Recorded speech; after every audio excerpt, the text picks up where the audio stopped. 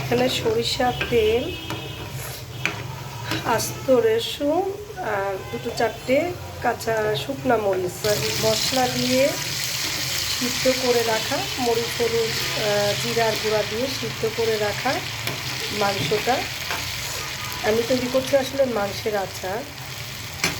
মাংসটা দিয়ে কষাতে কষাতে এখন আমি দেব, এটা হচ্ছে সরিষা এবং কাঁচা মরিচ বাটা, আর দেব হচ্ছে অল্প একটু চিনি, আর দেবো একটু তেঁতুলের গোলা, এটা একটু টক টক ইয়ে আসবে, অল্প একটু তেঁতুল গোলা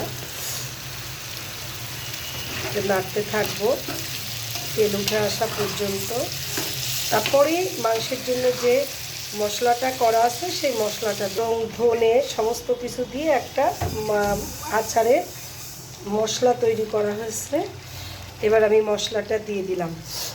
মশলা দেওয়ার পরে এক টুকরা লেবু চিপে দেব, তারপরে এটা বেশ কিছুক্ষণ কষাতে হবে। তারপরে ঠান্ডা হলে দেন বয়মে পুড়ে এটা 6 মাস পর্যন্ত খাওয়া যাবে। তবে 1 চিমটি সিরকাও আমি এখানে দিয়ে দেবো।